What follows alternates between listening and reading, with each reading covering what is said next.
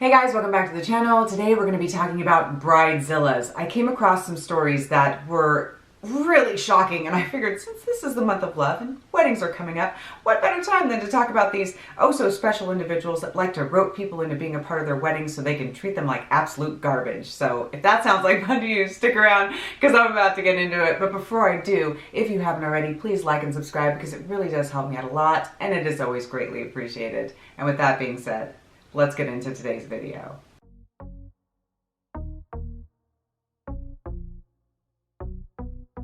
Bridezilla number 1.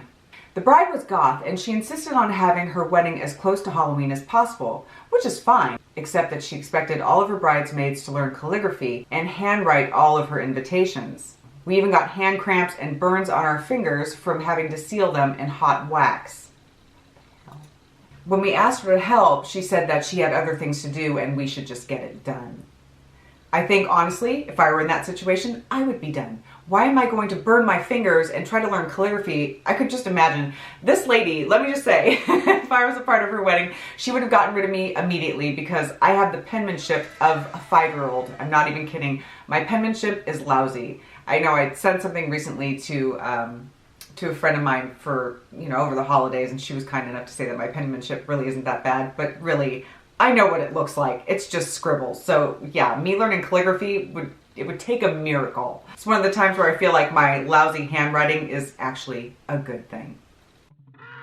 Next, Bridezilla.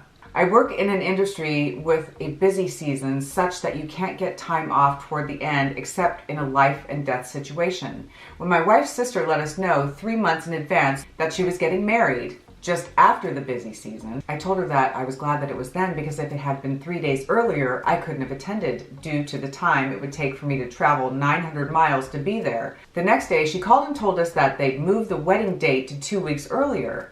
Well, I apologetically explained to her that I couldn't be there because it would literally be the end of my career. She didn't listen to a word I said, and she tried to guilt trip me into going, despite knowing that I wouldn't attend in this situation even before they changed the date of the wedding. I would get phone calls every other day with either my sister-in-law or my mother-in-law yelling and screaming at me because I was going to ruin the wedding day by not being there. My wife went and attended the wedding. I ate pizza. It was friggin' delicious. Well, sir, I am happy for you that you ate pizza and you enjoyed it. I think that was the best decision made. And yeah, considering that it would have been detrimental to your income, right then and there, that should have been understood that you couldn't make it. I don't know why the date got changed, but yeah, the right thing was done. You got to make a living, and that takes precedent over someone's wedding day. It's just, that's the way it is. If they really wanted you there, they probably shouldn't have changed the wedding date. But everything worked out and you had a nice pizza, so good for you. Next, Bridezilla. I work in a bakery and part of my job is to help pair couples with the correct designer for their wedding cake. One bride wanted a cake large enough to feed 500 and she wanted it to float. This multi-tiered wedding cake was going to be filled with fresh berries and custard, covered with buttercream and a fondant, and decorated with edible flowers with more fresh fruit. She wanted us to somehow defy the laws of gravity and make it float. Apparently, she had seen a floating cake in an anime show and decided nothing else was acceptable. When I told her that we can't make floating cakes, she threw her coffee on the floor and cried that we were ruining her wedding. Her fiance ushered her out the door and I never saw either of them again. Which is, thank God. Okay, I can understand, you have your perfect idea in mind of a cake that you want for your special day, and that's all fine and good, but if you saw it in anime, which is a cartoon, it's not real. To have a request like that and expect it to float, I mean, they're cake makers, not magicians. So I don't know what the hell this lady was thinking, and I'm glad she went away. So yeah, there you go. Next, Bridezilla. She tried to make me and the other bridesmaid walk down her outdoor, uneven, turtle-covered aisle without glasses. She told us the morning of the event, so we didn't have time to go out and get any contacts or anything. She threw a near hysterics fit because she was convinced that it would ruin the aesthetic of her wedding. I told her that she would have a single groomsman walking down that aisle if she tried to make me walk without them. She started bawling, but her mom was able to get her calmed down enough to agree to let us wear our glasses so that we could actually make it down the aisle in one piece. Her mom essentially said that she was more skinny and beautiful than either of us and that no one would be glancing at her bridesmaids anyways because we weren't important. I'm glad that that lady stuck up for herself and said, hey, I'm not going to frickin' do this. I'm not going to risk my well-being. I'm not going to risk an injury for your special day. You know, and I'm not sorry. So you're just gonna have to deal with it, or you're gonna have one person walking down the aisle with you, one groomsman, and that'll be that. So yeah, kudos, lady. Good job. Next, Bridezilla. She asked for 16 girls to be bridesmaids. All about 6 dropped out. 3 were her sisters. She wanted 16 separate shades of blue, 6 different style dresses for each bridesmaid, and then threw a fit when she didn't have that many options. She demanded that everyone pay for a week-long bachelorette party in Vegas, including her share. Then got mad when some of the people opted out. I was a single mom and a college student at the time. Her parents had given her a $20,000 budget and she ended up spending $100,000 and demanding that they pay for it. They took out a loan and they're still paying it off. She wanted everyone to have the same shade of hair, so she asked 2 bridesmaids if they would dye her hair, and they declined. Of course, the final straw for me was when she was demanding to see my toast a month prior so that she could edit it. And she ended up rewriting it completely. I totally skipped the wedding and ended our friendship. They did end up getting married, and 6 years later, he seems pretty miserable.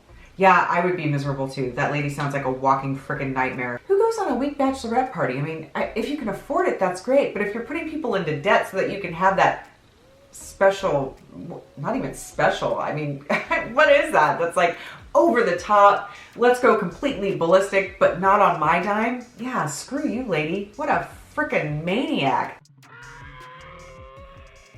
Next, Bridezilla. So this one here is the Bridezilla giving a long laundry list to those who are going to be in her wedding. And this is what she writes. Additionally, we will require that you wear formal attire after dancing is ended. Please bring a change of clothing. Remember, the venue is extremely upscale, and we want you to be looking your absolute best. Ladies and gents, please, if you look like trash, so will we. All jokes aside, because that was hilarious, we want you to invest in an outfit valued at least $1,000. This includes jewelry, accessories, makeup, hair. Remember, ladies and gents, this wedding is 24K themed for a reason. You have a year and a half to get working. No excuses. Mwah. There's a little kiss at the end. She kissed my ass. I wouldn't be in that wedding if you paid me. Like, it goes back to going into debt or spending excessive amounts of money on clothing that they're going to wear probably for maybe one day, your event, and maybe a couple other special occasions that may come up later on in life. That's absolutely ridiculous. Most of us are working our butts off to try and, keep bills paid and all that stuff. We're not going to spend $1,000 on your one day event. So that, that's just over and above and beyond and ridiculous. And honestly, if someone had asked me to do that, I would just bow out and say, listen, I can't afford to be a part of your wedding. Clearly, you're too rich for my blood. So blessings on your special day and whatever the hell that is, the big smooch. Next, Bridezilla. All she wanted to do was dance with her uncle. Decreed that no one was allowed to dance with the groom but her. She would make an exception for him to have one dance with his mother. My daughter asked politely if she could have one dance with her uncle, and she was told no. When he came over and picked up my daughter and gave her a hug, the Bridezilla got mad and told him to put her down. And now that they were married, all of the physical affection was to be hers alone. Hers alone. There would be no other that can touch him and hug him and or dance with him. I wasn't even allowed to hug him. The mother wasn't allowed to hug him. Thank God she cheated on him and he divorced her. Well, there you go. I feel like, yeah, well, that's clearly a red flag. And there were probably many red flags before then. I wish he would have just gone with his gut and not married her. I'm pretty sure the family was probably saying, it doesn't go into it here, but I would make a pretty fair assumption that his family was probably trying to sway him away from this individual. I would say, listen, you need to relax. Go over there and have a cocktail. I'm going to dance with I'm happy for my so-and-so, whomever who just unfortunately married you. Maybe I'm not so happy, but I'm going to dance with him anyway. Or your daughter or son, I'd be like, lady, you got to get over it. You got to let it go. Let this be a party and not just a freaking nightmare. Next bridezilla. My best friend, who's normally very sweet and quiet, was quite rude when she got married. First, she told me when I'd be having her bridal shower, set a date without consulting me in any way at my house and what I would be serving. I was in the middle of my honors year for my bachelor's degree in another city, and it's about a 15-hour drive away. She had set the date right in the middle of my exams. Oh my God, are you freaking kidding me? She also planned on making all sorts of things for her wedding to save money. An aisle runner, centerpiece, arch, veil, etc. She came into town the night before the wedding and she says to me, I didn't have any time to get anything done, so I need you to do it. I stayed up all night sewing and arranging flowers while she slept. It was in the middle of winter. When we arrived at their hall, the floor hadn't even been cleaned. It was covered with salt stains and there was nothing to clean it but a bucket and a cloth. So after staying up all night, I had to clean the floor on my hands and knees. I was exhausted and I hated every minute of her wedding. Oh my God. I didn't talk to her for months after that. Girl, I would never talk to her again. I would have been like, this is the end of our friendship. This isn't even a friendship. It's just too much to ask of a person. I mean, that's just beyond and just shame. Just absolute shame on this lady for thinking that that kind of behavior is okay. I don't care if it's your wedding day. Really, I mean, that's just BS if you ask me. So yeah, so long. Would never talk to that person again, and I would be glad to be rid of them. Truly. Save the best for last, so. Last bridezilla of the day, guys. All right. My father is one of 8 and has 4 sisters. My grandfather, who worked hard all his life, has been retired and living off his pension for 20 years now. He paid for the weddings of each of his girls. My aunt flipped her when she heard that he couldn't pay for her 3rd marriage to a guy that she'd known for 6 months.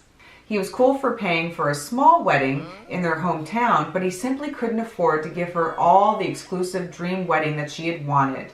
And by the way, she's divorced for millionaires and has plenty of cash, but feels that her 90-year-old father should pay for a 300-person wedding in the Bahamas so she can afford a beach house. She responded to that offer by calling him a stingy old, saying that she was glad that my grandmother died young so she wouldn't have to see her husband being a greedy.